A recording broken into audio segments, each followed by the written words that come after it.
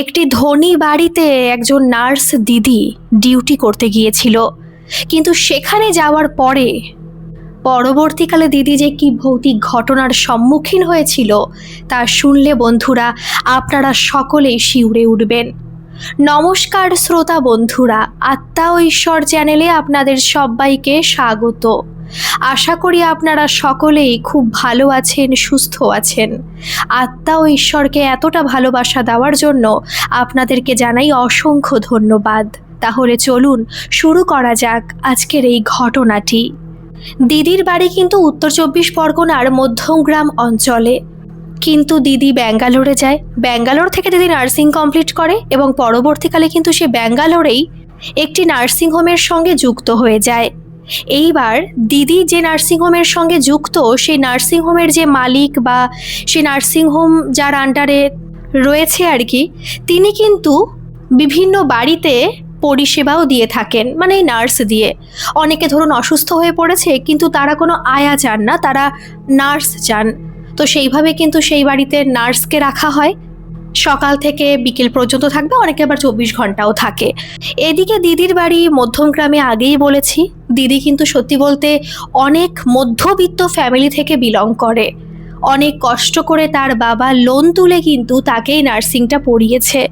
এইবার তার বাবার তো আর সামর্থ্য নেই যে লোনটা তার বাবা শোধ করবে, তাই দিদি এখন উপায় খুঁজছে যে কিভাবে বেশি টাকা ইনকাম করা যায়। আমি তার একটা নাম বলছি কারণ দিদি তার আসল নাম বলেনি, পরবর্তীকালে বুঝতেই পারবেন যে কি কারণে সে তার আসল নামটা বলেনি। তো দিদির নাম আমি সেইভাবে বলবো রূপাঞ্জনা। রূপাঞ্জনা দি কিন্তু চেয়েছিল যে যেভাবে বেশি টাকা ইনকাম করা যায় সেভাবেই সে সৎভাবে উপার্জন করবে। তো দিদি সেই মতো শুনতে পেয়েছিল যে এরকম কোনো ধনী বাড়িতে, বিশেষ করে ধনী বাড়িতেই যদি পরিষেবা দিতে যাওয়া যায় বা সেখানে যদি থাকা যায় তাহলে অনেক টাকা ইনকাম করা যায়। মানে যেরকম একটা নার্সিংহোমের সঙ্গে যুক্ত হলে যা ইনকাম হয় তার থেকে অনেক বেশি ইনকাম করা যায়। তো সেইভাবে কিন্তু দিদি এই বাড়িতে বাড়িতে গিয়ে পরিষেবা দেওয়া, আর যখন থাকে না তখন নার্সিংহোমে ডিউটি করে, এইভাবে কিন্তু কাজ করে চলেছে এবং ভালো টাকাও ইনকাম করছে। মোটামুটি তার কাজের বয়স 1.5 বছর হয়ে গেছে, অনেক অভিজ্ঞ হয়ে গেছে। দিদি কিন্তু সত্যি বলতে খুবই সুন্দরী এবং কথাবার্তাও সাবলীল আর ভদ্র একটি মেয়ে। তো সেইভাবে দিদির কাছে খবর আসে, মানে সেই নার্সিংহোমেই আর কি খবরটা আসে যে এক ধনী পরিবার, ধনী মানে অনেক ধনী, তো সেই বাড়িতে তাদের একমাত্র ছেলে অসুস্থ হয়ে পড়েছে। মানে কোনোভাবে কার অ্যাক্সিডেন্ট হয়েছে এবং তাকে নার্সিংহোমে রাখা হয়েছিল, কিন্তু এখন ডিসচার্জ হয়ে যাওয়ার পর তাকে বাড়িতে রাখা হয়। যেহেতু পায়ের একটা মানে বা পায়ের আর কি হাড় ভেঙে গিয়েছিল, সেখানে কিন্তু রডও বসেছে।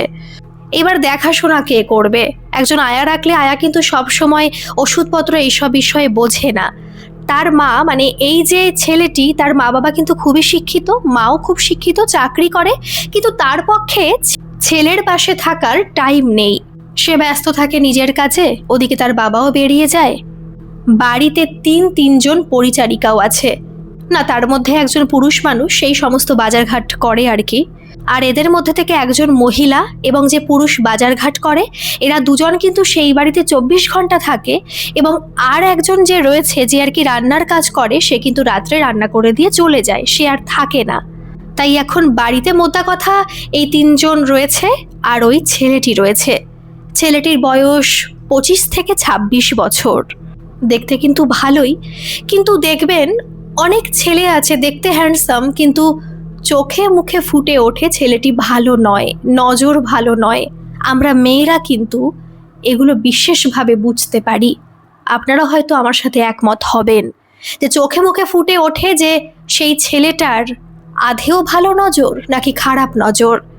দিদি যেদিন সেই বাড়িতে গিয়েছিল, দিদি কিন্তু দেখেই বুঝতে পেরে গিয়েছিল যে ছেলেটির নজর ভালো না। প্রথমেই বললাম দিদি খুব সুন্দরী ছিল, তাই ছেলেটি এই দিদিকে দেখার সঙ্গে সঙ্গে কিন্তু লোলুপ দৃষ্টি দিয়ে দিয়েছিল দিদির প্রতি। দিদি বুঝতে পেরেছিল, কিন্তু তবুও ভাবছিল যে সে তো এখন পেশেন্ট, তার পক্ষে নিশ্চয়ই কোনো কিছু করা সম্ভব হবে না, আর যদি এমন কিছু হয় তাহলে এই কাজটা আর করবে না। তো সেইভাবে সে কাজ শুরু করে, টাইম টু টাইম ওষুধ খাওয়াতে হয় এবং এর মাঝখানে কিন্তু রেগুলার বেসিসে একজন ফিজিওথেরাপিস্টও সেখানে আসছে। প্রত্যেক প্রত্যেক দিন সে বিকেলবেলায় আসে, 1 ঘন্টা সেখানে থাকে, মানে 5টার দিকে আসবে, 6টার দিকে সে চলে যাবে। তার বয়সে ওরকম 32-33 বছর, কিন্তু সে বিবাহিত। তো এইভাবেই চলছে, মোটামুটি এরকম করে 3 দিন মতো কেটে গেছে। ছেলেটি তাকায়, খারাপভাবেই তাকায় দিদির দিকে, কিন্তু খারাপ কিছু এখনো পর্যন্ত করেনি। তো সেইভাবে দিদি ভাবছে যে তাকাচ্ছে আর কি করা যাবে, আমি আমার কাজ করি।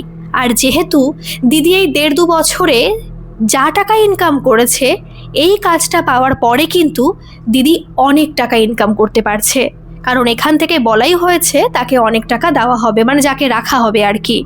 তো রূপাঞ্জনাদির কষ্ট হলেও এই কাজটা সে করবে।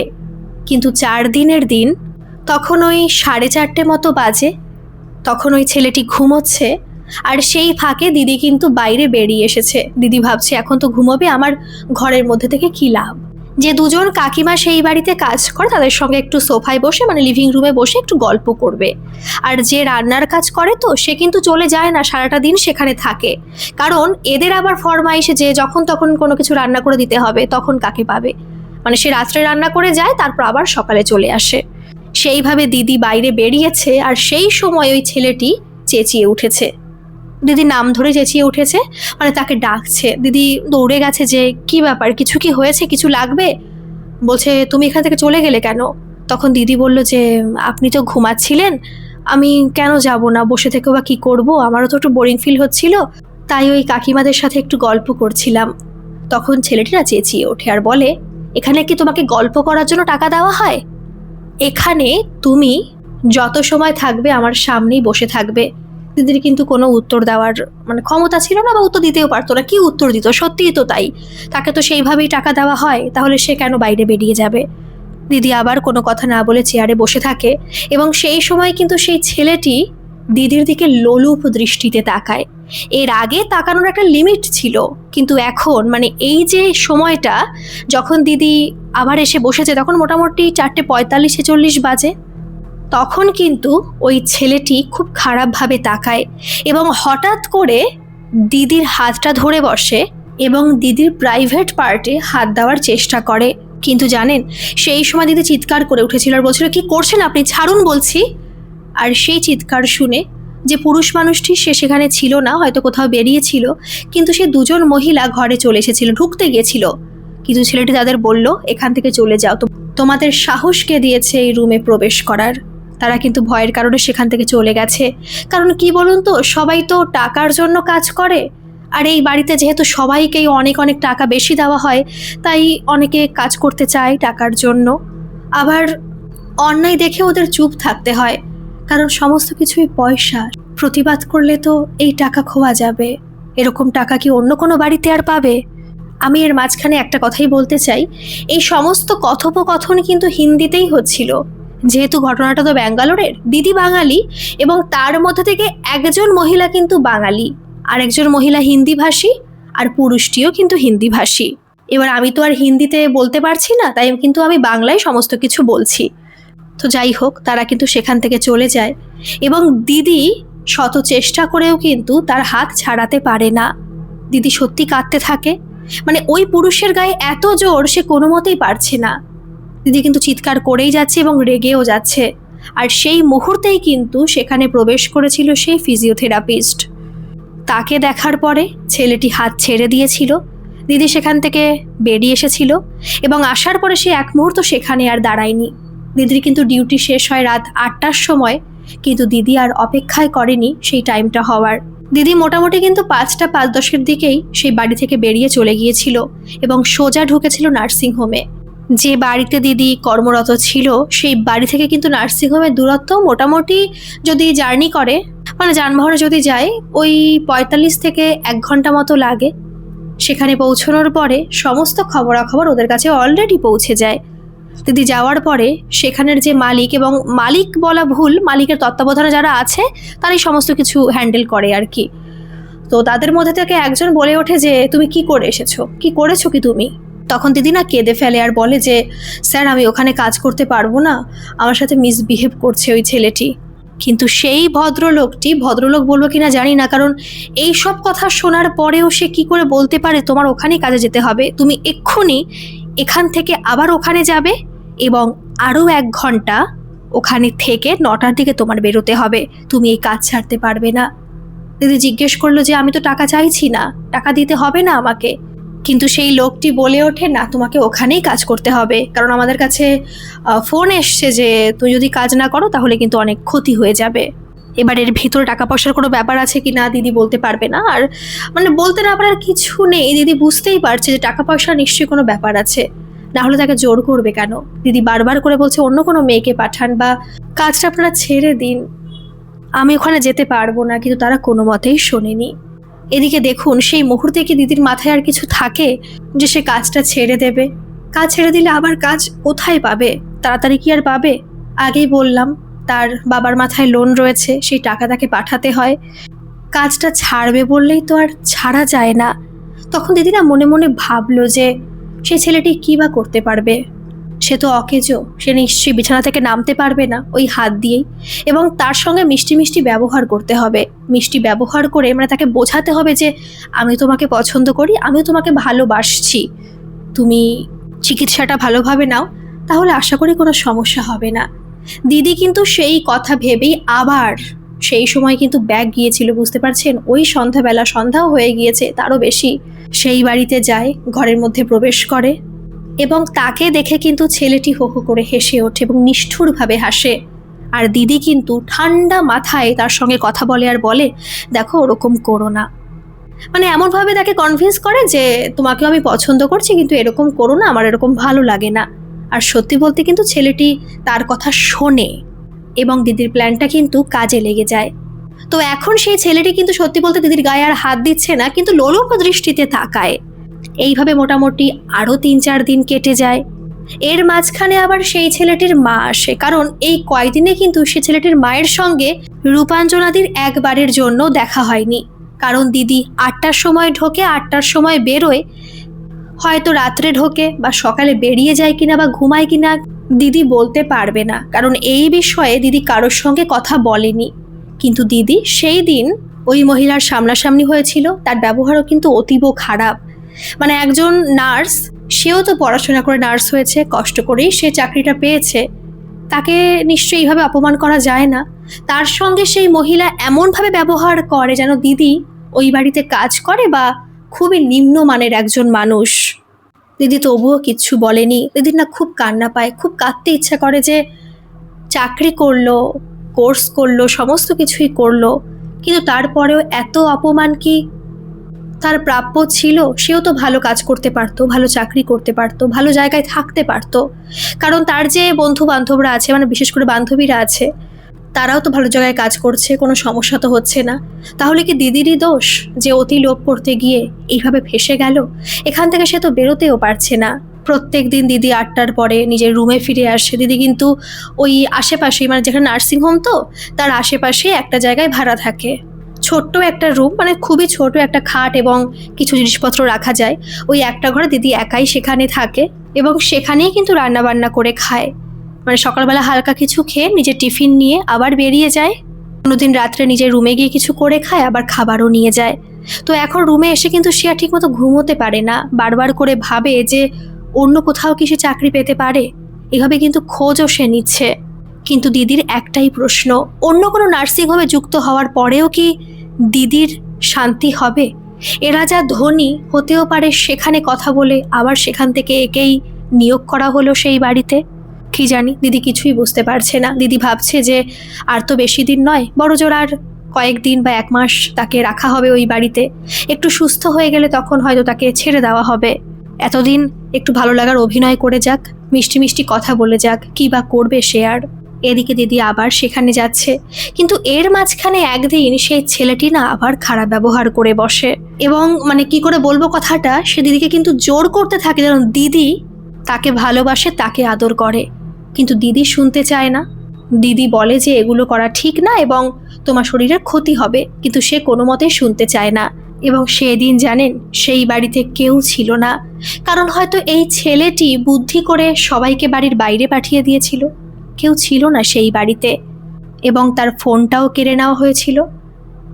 সেই ছেলেটি কিন্তু আগের থেকে একটু সুস্থ, 1 পা দিয়ে খুঁড়িয়ে খুঁড়িয়ে সে হাঁটতে পারে। দিদি দেখলো আজকে হয়তো তার বিপদ ঘটে যেতে পারে, তাই দিদি সেখান থেকে প্রাণপণে বেরিয়ে আসার চেষ্টা করলো। অনেক কষ্ট করে বেরিয়েও আসলো, কিন্তু সেই ছেলেটি এতটাই পরিমাণে কামুক হয়ে গিয়েছিল যে ছেলেটি কোনো কিছুই মাথায় আসছিল না। সে ওখান থেকে উঠে দিদির পিছনে পিছনে এক পা দিয়ে ছুটতে থাকে। দিদি সিঁড়ি দিয়ে নামতে থাকে এবং ছেলেটিও সেখান থেকে নামতে গিয়ে পড়ে যায়, এবং পড়ে গিয়ে কিন্তু ছেলেটি মাথায় চোট পায়। আর সত্যি বলতে সেখানেই সে ছেলেটির মৃত্যু হয়ে যায়। দিদি কিন্তু একবারের জন্য পিছন ফিরে তাকায়নি। চিৎকার সে শুনতে পেয়েছিল, কিন্তু সে এতটাই ট্রমাটাইজড হয়ে গিয়েছিল যে কি করবে কিছুই বুঝতে পারছিল না। তাই সেখান থেকে কিন্তু বেরিয়ে যাওয়ার পরে সে গাড়ি ধরে একেবারে সোজা তার নিজের রুমে চলে গিয়েছিল। নিজের রুমে গিয়ে সে বসে বসে কাঁদছিল। তখন মোটামুটি ওই 4টে মতো বাজে, আমি বিকেল 4টার কথা বলছি। কিন্তু দিদির কাছে 5:30টার দিকেই ফোন চলে আসে পুলিশ স্টেশন থেকে। দিদি কিন্তু জানেও না যে সেই ছেলেটি মারা গেছে। দিদি ভয় পেয়ে যায়, ফোনটা তোলে, কারণ তার ট্রু কলারে দেখা যাচ্ছিল যে পুলিশ ফোন করেছে। ফোনটা তোলার পরে যা সে শোনে, তা শুনে তার পায়ের তলা থেকে যেন মাটি সরে যায়। অনেকক্ষণ ধরে ভাবে সে কি করবে। তখন সে তার কাছের কিছু জনকে ফোন করে যাদের বিশ্বাস করা যায়, তাদের কাছ থেকে বুদ্ধি নেয়। তারা বলে, তুই এক মুহূর্তে এখানে থাকবি না, এক্ষুনি পুলিশের কাছে চলে যা এবং সমস্ত কথা খুলে বল। তখন কিন্তু দিদি ভাবে দিদি খুব বড় সড়োভাবে ফেঁসে গেছে, হয়তো তার জেলও হতে পারে। দিদি সেইভাবে কিন্তু যায় সেই বাড়িতে, কারণ পুলিশ ফোন করে জানিয়েছিল সেই বাড়িতে যেতে। তার মা বাবা তো খুব কাঁদছে, কেন কাঁদছে বোঝা খুব মুশকিল, কারণ হ্যাঁ সন্তান মারা গেছে, কষ্ট তো হবেই, কিন্তু কখনো তো দেখেনি ছেলের পাশে এসে তার মা বাবা বসেছে বা তাকে একটু আদর যত্ন করেছে, কখনো তো করেনি। তাহলে কিসের ভালোবাসা? হতে পারে লোক দেখানো, কারণ এরকম মা বাবা দিদি আগে কোথাও দেখেনি। তারা কাঁদছে এবং এই দিদিকে দেখে তারা তেড়ে আসছে তাকে মারবে বলে। পুলিশ এগিয়ে এসেছে, যে 3জন সেই বাড়িতে কাজ করে তারাও দাঁড়িয়ে রয়েছে। কেউ ছেলেটি সেখানে নেই, তাকে পোস্টমর্টমের জন্য পাঠানো হয়েছে। আর সেখানে সমস্ত কার্যকলাপ করছে এদের যে আরও কর্মচারী আছে তারা, সেখানে তার বাবা মা যায়নি, তারা এখানে বসে কাঁদছে। জিজ্ঞাসাবাদ করে পুলিশ সেই দিদিকে, কিন্তু দিদি সমস্ত কিছু জানায়, যা যা হয়েছিল প্রথম থেকে সমস্ত কিছু জানায়। এমনকি দিদিকে প্রশ্ন করা হয়েছিল যে যখন তোমার সঙ্গে প্রথম দিন এমন হয়েছে তাহলে তুমি কেন কাজটা ছেড়ে দাওনি। দিদি কিন্তু জানায় যে আমি পরবর্তীকালে কাজটা ছেড়ে দিয়েছিলাম, সেখান থেকে বেরিয়ে এসেছিলাম, কিন্তু এরা কিছু একটা করেছে যে কারণে আমার এখানে আবার আসতে হয়েছিল। সমস্ত কথা শুনে পুলিশ কিন্তু একেবারে বিশ্বাস করে না, কিন্তু তারপর তারা সিসিটিভি ফুটেজ দেখে যা যা হয়েছিল সেদিন, এবং তার কয়েকদিনের মধ্যে সমস্ত কিছু প্রমাণ হয়ে যায় যে দিদির কোনো দোষ নেই, দিদি সত্যি কথা বলছে।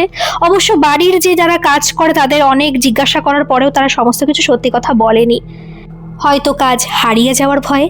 কিন্তু একমাত্র সত্যি কথা বলেছিল যে ফিজিওথেরাপি করে সেই দাদাটা, আর কেউই বলেনি। তারা একটা কথাই বলেছিল, তারা এসব কিছু শুনতে পায়নি। হতে পারে, কিন্তু আমরা কিছুই জানি না। কিন্তু দিদির খারাপ লেগেছে তারা তো খুব ভালোভাবেই জানে, কারণ একদিন তো ওদের সামনে ঘটনাটা ঘটেছিল, তাহলে কি করে ওরা অস্বীকার করলো। দিদির খুব খারাপ লেগেছিল। ওরা অনেক চেষ্টা করেছিল, ছেলেটির বাবা মা অনেক চেষ্টা করেছিল মেয়েটাকে ফাঁসানোর, অনেক টাকা দেওয়ারও চেষ্টা করেছিল, কিন্তু হয়তো তারা বলে দিয়েছে যে টাকা দিয়ে কোনো লাভ নেই, কারণ সমস্ত প্রমাণ দেখা যাচ্ছে যে মেয়েটির সত্যি কোনো দোষ নেই, কীভাবে ফাঁসাবেন মেয়েটিকে। তো ভাগ্যক্রমে ঈশ্বরের আশীর্বাদে কিন্তু দিদি সেখান থেকে বেরিয়ে আসতে পেরেছিল, কোনো সমস্যা কিন্তু তার হয়নি। এইভাবে মোটামুটি 6 থেকে 7 দিন কেটে গেছে। দিদি কিন্তু এখনও সেই নার্সিংহোমে যায়নি, সেই রুমেই দিদি রয়েছে। আর বলতে গেলে 24টা ঘন্টা সে সেই রুমেই থাকে, সেখান থেকে আর বেরোয় না, কারণ এরকম একটা ঘটনা তার সাথে ঘটে গেছে। সে সহজে সেই ঘটনা থেকে বেরিয়ে আসতে পারছে না। তাকে নার্সিংহোম থেকে যারা আর কি সমস্ত কিছু দেখভাল করতো না তারাও কিন্তু ফোন করেনি, হয়তো ভয়ে, হয়তো ফেঁসে যাওয়ার ভয়ে তারা আর ফোন টোন করেনি। দিদিকে তার মতো করে থাকতে দিয়েছে, আর দিদি ভেবেই নিয়েছে সে এখানে আর থাকবে না, হয় অন্য কোনো নার্সিংহোম দেখবে, নতুবা সে তার বাড়ি ফিরে যাবে, এবং সেখানে তো অনেক নার্সিংহোম আছে, সেখানে সে যুক্ত হয়ে যাবে। কিন্তু এখন তার কিছু টাইম দরকার, সহজে সে এখন বাড়ি যেতে চাইবে না, কারণ বাড়িতে গেলে তার বাবা মা সমস্ত কিছুই বুঝে যাবে, এবং তার বাবা মাকে বললে তারা খুব টেনশন করবে, কারণ এই যে সব ঘটনা ঘটে গেছে না, এই সব ঘটনা কিন্তু দিদির বাবা মাকে জানায়নি।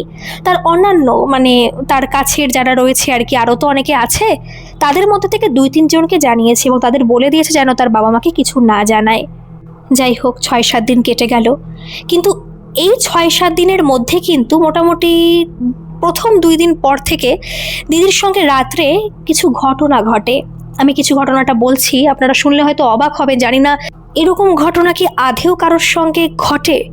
কারণ দিদি যখন রাত্রেবেলা ঘুমোয়, শুধু রাত্রেবেলায় না, যখন দিদি দুপুরবেলাও ঘুমোয়, তখন দিদির সঙ্গে একটা অন্যরকম ঘটনা ঘটে। যেমন দিদি বুঝতে পারে তার শরীরের সঙ্গে কেউ যেন খেলছে, এবং বিশেষ করে রাত্রেবেলা দিদি বুঝতে পারে যে, আমি আপনাদের কি করে বোঝাবো, যে দিদি ভাবে যে অন্য কেউ তার শরীরে উঠেছে এবং তার সাথে খুব খারাপ কাজ করছে, কিন্তু দিদির ঘুম ভাঙছে না। দিদি চাইলেও সেই মানুষটিকে দূরে সরাতে পারছে না এবং তার মুখ দেখতে পারছে না। তার মুখটা খুবই অস্পষ্ট, কিন্তু বোঝা যাচ্ছে সেই মুখটা খুবই ভয়ঙ্কর। যখন তার ঘুম ভাঙে তখন সে বুঝতে পারে তার সাথে কিছু একটা হয়ে গেছে। আর প্রত্যেক দিন স্নান করার সময় দিদি দেখতে পায় তার হাতে পায়ে একটু হলেও চোট দেখা যাচ্ছে এবং সেখানে হাত দিলে সে ব্যথা অনুভব করে, কিন্তু বুঝতে পারে না এরকম তার কি করে হচ্ছে। 6-7 দিন যাওয়ার পরে একদিন তার সঙ্গে খুব খারাপ ঘটনা ঘটে রাত্রেবেলায়, খুবই যন্ত্রণাদায়ক ঘটনা। রাত্রেবেলায় কিন্তু দিদির সঙ্গে সত্যি বলতে জানেন, কেউ হয়তো শারীরিক সম্পর্ক করে, কিন্তু আদেও কি তার দেহ স্থূল নাকি তার আত্মা, সূক্ষ্ম আত্মা তার সঙ্গে এরকম করে, দিদি বুঝতে পারছে না, কিছুই বুঝতে পারছে না। কারণ ঘরের দরজা বন্ধ, কেউ এই ঘরে প্রবেশ করতে পারবে না। সকালে উঠেও সে ঘরের দরজা বন্ধই দেখে, কিন্তু রাত্রে এরকম কেন হচ্ছে? আর যখন হয় দিদি তার ঘুম ভাঙাতে পারে না। দিদি চেষ্টা করে ঘুমের মধ্যে লড়াই করার, কিন্তু দিদি পারে না।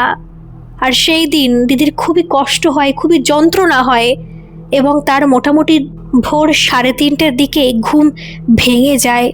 আর জানেন, ঘুম ভেঙে যাওয়ার পরে দিদি দেখতে পায় তার হাতে, 2 হাতে পায়ের যে অংশ, মানে কোমরের নিচে যে অংশ, সেখানে কিন্তু দিদি আঁচড়ের দাগ পায় এবং সেখান থেকে অল্প অল্প রক্ত বেরোতে থাকে।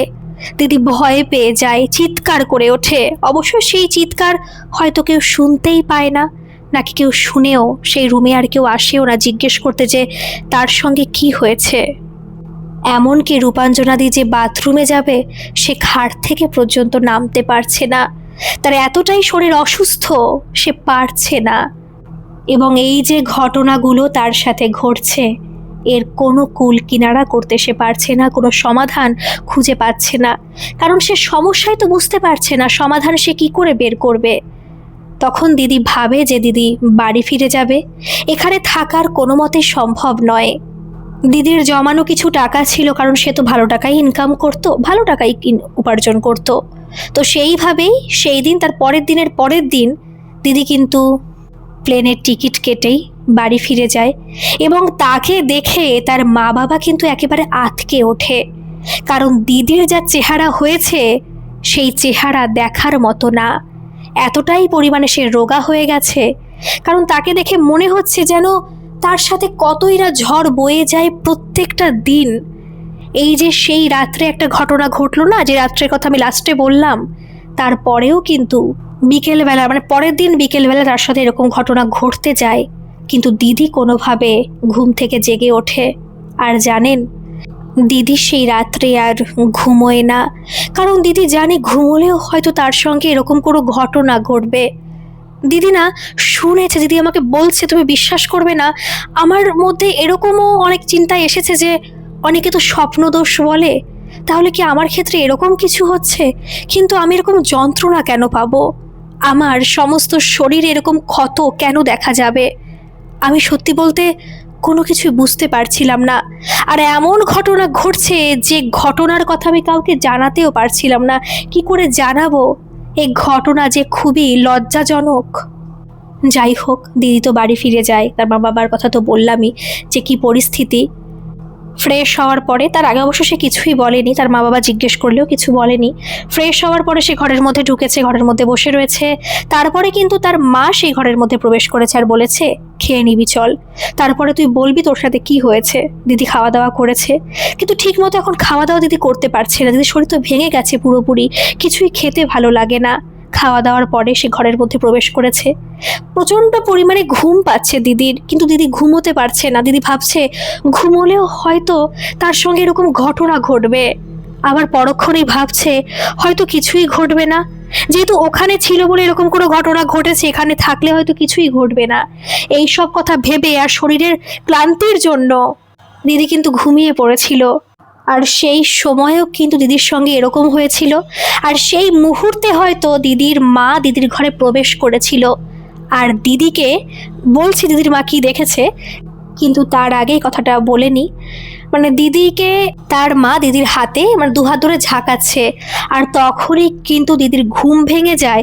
আর দিদি ধড়পড় করে উঠে তার মাকে জড়িয়ে ধরে হাউ হাউ করে কাঁদতে থাকে। এইবার ঘটনাটা বলি, দিদির মা যখন ঘরের মধ্যে প্রবেশ করে, দরজা কিন্তু ভেজানো ছিল, কিন্তু ঘরের ভিতর থেকে আটকানো ছিল না। যখন রূপাঞ্জনাদির মা দরজাটা খোলে, তখন সে দেখতে পায় দিদি যেন একেবারে উপর দিকে ওঠার মতো অবস্থা, এবং ঘুমের মধ্যেই তাকে যেন কেউ উথাল পাথাল করে দিচ্ছে। এবং সে একবার বাঁ পাশে ফিরছে, একবার ডান পাশে ফিরছে। আবার তার মুখ দেখে বোঝা যাচ্ছে সে খুবই কষ্ট পাচ্ছে। তাকে দেখেই বোঝা যাচ্ছে যে তার সাথে কিছু একটা ঘটছে, কিন্তু সেটা খুবই অদৃশ্য। তখন তার মা ভেবেছিল যে হয়তো স্বপ্ন দেখেছে বা কিছু একটা হচ্ছে স্বপ্নের মধ্যে। আর যখন স্বপ্ন ভাঙার পরে দিদি তার মাকে জড়িয়ে ধরলো, তখন কিন্তু তার মা খুবই ভয় পেয়ে যায়। আর সেই সময় দাঁড়িয়ে দিদির মা সমস্ত কথা শুনতে চায়, এবং দিদি প্রথম থেকে শেষ পর্যন্ত সমস্ত কথাই বলে। কিন্তু জানেন, দিদির মা সমস্ত কিছু শোনার পরে একেবারেই বলে ফেলে যে ওই কাপুরুষ, ওই শয়তান মৃত্যুর পরেও তোকে ছাড়েনি, মৃত্যুর পরে সমস্ত শোধ সে তুলছে। কারণ জানে দিদির মা না খুব বেশি কিছু না জানলেও খুব ঠাকুর ভক্ত তো, আর বিভিন্ন মানুষের সঙ্গে কথাবার্তা বলে, অনেক যেসব সভা টভা হয় সেখানে যায়, বিভিন্ন ভালো পুরুষ যারা হয়, সিদ্ধ পুরুষ, তাদের অনেক কথাবার্তা শোনে, এবং তার এইসব বিষয়ে খুব জ্ঞান। তখন দিদির মা তাকে বোঝায়, দেখ মা, তুই কি দেবযান বই পড়েছিস বিভূতিভূষণ বন্দ্যোপাধ্যায়ের? একজন সূক্ষ্ম আত্মা, একটা মানুষের মধ্যে সূক্ষ্ম আত্মা থাকে, স্থূল আত্মা থাকে। যখন সে মারা যায় তখন তার ভিতর থেকে সূক্ষ্ম আত্মাটা বেরিয়ে যায়। কোনো আত্মা খারাপ হয়, কোনো আত্মা ভালো হয়, এবং সেই আত্মা কিন্তু সূক্ষ্ম আত্মা কোনো মানুষের সঙ্গে সরাসরি কথা বলতে পারে না, সরাসরি তার কাছে আসতে পারে না। কিন্তু সেই মানুষটি যখন ঘুমিয়ে পড়ে, তার ভিতর থেকে কিন্তু সূক্ষ্ম আত্মাটা বেরিয়ে যায়, আর তখনই সে কিন্তু স্বপ্নটা দেখে। অনেকে আছে না স্বপ্ন দেখে, এবং সত্যি কিন্তু সে সেই সব জিনিস করছে তার ভিতর থেকে সূক্ষ্ম আত্মা বেরিয়ে গিয়ে। এইবার দিদি কিন্তু এই কথাগুলো আমাকে বলল, আমি এর মধ্যে কতটা যুক্তি আছে আমি বলতে পারবো না, আপনারাই বিবেচনা করবেন। কিন্তু দিদির মা তাকে বোঝাচ্ছে এইভাবে। তখন দিদির মা বলল, হয়তো এই শয়তানের সূক্ষ্ম আত্মা, তুই যখন ঘুমিয়ে পড়িস তোর সূক্ষ্ম আত্মার সঙ্গে এরকম করে, আর তুই স্বপ্নের মধ্যে এরকম করিস। তখন দিদি না প্রশ্ন করে, সমস্ত কিছু শুনে আর প্রশ্ন করে, আচ্ছা মা তুমি দেখো। দিদি তার মায়ের সামনে সমস্ত জামা খুলে ফেলে জানেন, আর তার মাকে দেখায়, দেখো না মা, আমার শরীরে যে এত ক্ষত, সেই ক্ষত কি করে হয়? তুমি তো বলছো সূক্ষ্ম আত্মা, তাকে ধরা যায় না, কিন্তু আমার শরীর যে আমার স্থূল দেহ, তার সাথে এরকম কি করে হয়? এই ব্যাখ্যা কিন্তু তার মা আর দিতে পারে না। তার মাও হাউ হাউ করে কেঁদে ওঠে। তার বাবা সেই ঘরের মধ্যে প্রবেশ করতে যায়, কিন্তু তার মা বলে, বুঝতে পারে তো, আগে থেকে কথা বলে না যে কি হয়েছে। তার মা বলে, এই ঘরে প্রবেশ করো না, কিছু বলতে পারে না। তখন কিন্তু দিদির মা দিদিকে বলে, পোশাক সমস্ত কিছু পরে নে, তোর কি শরীরে ক্ষমতা আছে? তুই কি আমার সঙ্গে যেতে পারবি এক জায়গায়? দিদি বলে, হ্যাঁ মা, তুমি কোথায় যাবে বলো? দিদি বলছে, আমার একজন চেনাশোনা মানুষ আছে, এবং তার চেনাশোনা একজন মানুষ আছে যিনি এই সব বিষয়ে অনেক কিছু জানেন। তিনি একজন গুরু, কৃষ্ণ ভক্ত গুরু, এবং তিনি অনেকেই দীক্ষা দিয়েছেন। অনেককে দীক্ষা কি, অনেকে আছে না কৃষ্ণ ভক্ত হরিভক্ত হয়, তারা একজনের কাছ থেকে দীক্ষা নেয়, একজন গুরু থাকে, তিনি সেই গুরু।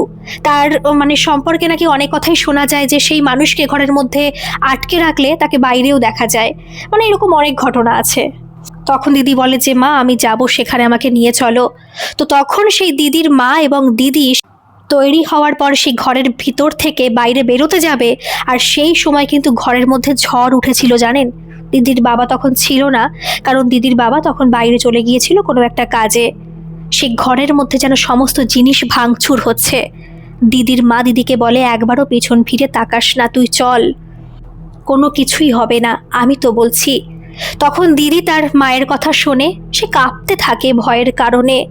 তাকে যখন বাড়ির আশেপাশের লোকজন দেখছে না, সবাই দেখে অবাক হয়ে যাচ্ছে যে মেয়েটির সঙ্গে কি হয়েছে। অনেকে হয়তো দিদিকে খারাপও ভাবছিল যে কিছু একটা হয়েছে, কি হয়েছে। থাকে না অনেক মানুষ, কারণ দিদিরা যেখানে থাকে ওটা তো আর শহর এলাকা নয়, একটু গ্রামের ভিতর, গ্রাম নয় মফস্বল মতো আর কি, যেখানে আশেপাশের মানুষজন অনেককে নিয়ে সমালোচনা করে। তখন দিদির মা একজনের বাড়িতে প্রবেশ করে এবং তিনি তখন জানান যে এই মুহূর্তে তো ওনাকে পাওয়া যাবে না, উনি এখন বর্ধমানে আছেন একটা অনুষ্ঠানে। কিন্তু দিদির মা হাউ হাউ করে কেঁদে ওঠে আর বলে যে আমার মেয়ের সঙ্গে খুব খারাপ ঘটনা ঘটে যাচ্ছে, তুমি যে করে হোক ওনার সঙ্গে একটু যোগাযোগ করাও। তখন সেই মানুষটি কিন্তু তিনিও মহিলা একজন, তিনি তখন ফোন করেন ওই যে গুরুদেব তার আশেপাশে যে থাকে তাদের ফোন করে আর কি। তারা তখন বলে যে উনি এখন বিশ্রাম নিচ্ছে, আর এদিক থেকে জোর করায় ফোনটা তার কাছে দেওয়া হয়। সমস্ত কথা কিন্তু দিদি সেই মানুষটিকে খুলে বলে। কিন্তু জানেন, আমি একটা কথা মাঝখানে বলবো, দিদি অবশ্য পরে আমাকে ঘটনাটা বলার সময় পরে আমাকে ঘটনাটা বলেছিল যে এই যে গুরু না, এই যে দাদু, কারণ এই দিদি তাকে দাদু বলেই ডাকে, তাকে এক দুবার দেখেছে এবং তাকে কিন্তু দিদি হাতও দেখিয়েছিল। কিন্তু জানেন, সেই সময়, এটা অবশ্য দিদির সাথে ঘটনাটা ঘটার 7-8 বছর আগে, তখন সেই মানুষটা দিদিকে বলেছিল যে তুমি অনেক সফল হবে জীবনে, কিন্তু দেখবে খারাপ ঘটনার সম্মুখীন হবে, নেগেটিভ এনার্জি তোমার আশেপাশে ঘুরবে, তোমার শুক্র ভালো স্থানে নেই, আরও অনেক কিছুই বলেছিল। পয়সার লোভে কখনো আপোষ করবে না কোনো কিছুর সঙ্গে। দিদি কিন্তু বুঝতে পারিনি এই কথা, যেহেতু অনেক বছর আগেই তো বলেছিল। কিন্তু যখন দিদি সেই দাদুকে ফোন করে, সেই সময় কিন্তু দিদির মনে পড়ে যায় যে সেই গুরুদেব সেই দাদু দিদিকে একসময় কি বলেছিল, এবং সেই দাদুও কিন্তু দিদির সঙ্গে কথা বলার সময় এই কথাটা তাকে বলেছিল। কিন্তু তখন সেই দাদু দিদিকে বলে, তোমার সাথে যে এরকম ঘটনা ঘটে গেছে, তুমি কি একবারও ভগবানকে স্মরণ করেছো? একবারও কি তোমার কাছে ভগবানকে নিয়ে ঘুমিয়েছো? দিদি বলছে, না, আমি তো একবারের জন্য ভগবানকে স্মরণ করিনি। তখন সেই মানুষটি বলল, কেন করনি? তাহলে তো এত কিছু ঘটতো না তোমার সঙ্গে। আমি প্রায় 3-4 দিন পরে যাব, সমস্ত ব্যবস্থা আমি করে দেব। তুমি একটা কাজ করো, কিচ্ছু করতে হবে না, শ্রীকৃষ্ণের ফটো নিয়ে নিজের কাছে রাখো, আর সব সময় ঠাকুরের নাম করো, ঘুমানোর সময়ও ঠাকুরকে রাখো, তুমি দেখবে কিছুই হবে না। তখন দিদি এইগুলো করা শুরু করলো, আর সত্যি বলতে কিছুই হলো না। কিন্তু দিদি স্বপ্ন দেখতে কিন্তু ভুললো না। স্বপ্নের মধ্যে দিদি দেখতে পেয়েছে সেই কাপুরুষকে, দিদি দেখতে পেয়েছে এই স্বপ্নের মধ্যে প্রথম, যে সে আসার চেষ্টা করছে কিন্তু কোনো কিছু তাকে আটকে দিচ্ছে, সে বাধাপ্রাপ্ত হচ্ছে এবং সে চিৎকার করে উঠছে, ভয়ঙ্কর দৃশ্য দেখাচ্ছে, কিন্তু দিদির কাছে প্রবেশ করতে পারছে না। সেই সময় কিন্তু দিদির স্বপ্নের মধ্যে গোঙানি উঠে যায়। দিদির পাশে তখন তার মা ঘুমাচ্ছে। দিদির মা ভাবে হয়তো তার সাথে আবার এরকম ঘটনা ঘটছে। দিদির মা তাকে ডাকে, কিন্তু সে ঘুম থেকে উঠে বলে যে না মা, কিছুই হচ্ছে না। সেই দাদু ঠিক কথাই বলেছিল, সে আমার কাছে প্রবেশ করতে পারছে না মা। এইভাবে কিন্তু 3-4 দিন কেটে যায় এবং সেই দাদু এখানে আসে, তাদের বাড়িতে প্রবেশ করে এবং সেই বাড়িতে প্রবেশ করেই বলে দেয় যে এই বাড়িতে নেগেটিভ এনার্জি আছে, তাকে এখান থেকে বের করতে হবে। আর তাছাড়া এরকম কিছুই হয়তো হতো না, কিন্তু তার বাবা মা তার জন্য কোনো কাজই করেনি, হয়তো সেখানে কোনো কাজ ঠিকমতো করাই হয় না, বা তোমার কথা অনুযায়ী ওরা অত্যন্ত আধুনিক বলে হয়তো এসব কিছুই করেনি। সে যাই হোক, ওর অন্য কোথাও যাওয়ার ক্ষমতা নেই, তোমার সঙ্গে ও আত্মিকভাবে জড়িয়ে গেছে। আর যখন হয়তো ওর মৃত্যু হয়েছিল তখন হয়তো তুমি আশেপাশে ছিলে এবং কোনোভাবেই হয়তো সেভাবেও জড়িয়ে গেছে, তাই তোমার সঙ্গে এরকম ঘটনা ঘটছে।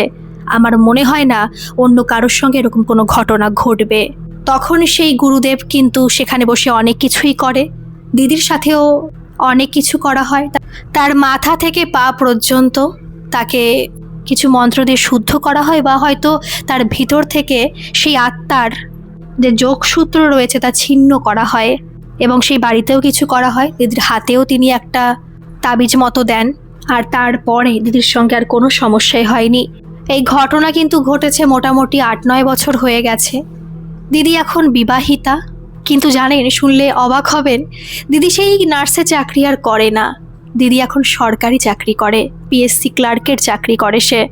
কারণ সত্যি বলতে সেই ঘটনার পরে দিদির এই নার্সের চাকরির প্রতি না একটা ভয় ধরে গিয়েছিল যে পরবর্তীকালেও হয়তো এরকম অনেক ঘটনা ঘটতে পারে। তাই দিদি চাকরি ছেড়ে দিয়েছিল, আবার জোর কদমে পড়াশোনা শুরু করেছিল। তার মতো দিদির আবার বিয়েও হয়ে গিয়েছিল, কিন্তু সেটা লাভ ম্যারেজ করেই হয়েছিল। আর তারপরেই কিন্তু দিদি চাকরি পায়। এই যে লাস্ট যে পিএসসি নিয়োগটা হলো না, সেখানেই সে চাকরিটা পায়। আর এখন তার একটি মেয়ে রয়েছে, তার স্বামী, তার সন্তান, সবাইকে নিয়েই কিন্তু সে এখন সুখে সংসার করছে। তো এই ছিল আজকের ঘটনা। আপনাদের ঘটনাটা কেমন লাগলো অবশ্যই কিন্তু কমেন্টে জানাবেন। আর এই ঘটনা সম্পর্কে আপনাদের যে মতামত সেটাও অবশ্যই বলতে পারেন, কারণ অনেকেই তো অনেক কিছু শিখতে পারে এই ঘটনার মাধ্যমে, আপনাদের কমেন্টের মাধ্যমে। ভালো থাকবেন, সুস্থ থাকবেন। আর এরকম কোনো ঘটনা আপনাদের সাথে বা আপনাদের পরিচিতদের সাথে যদি ঘটে থাকে, যেটা অলৌকিক হোক, অতিজাগতিক হোক, দৈবিক, ঐশ্বরিক, ভৌতিক, যে কোনো ধরনের ঘটনা হোক না কেন, আপনারা কিন্তু আমাকে নির্দ্বিধায় মেল করে পাঠাতে পারেন। সবাই ভালো থাকবেন, সুস্থ থাকবেন। আবারও আসবো এরকম কোনো ঘটনা নিয়ে। ধন্যবাদ।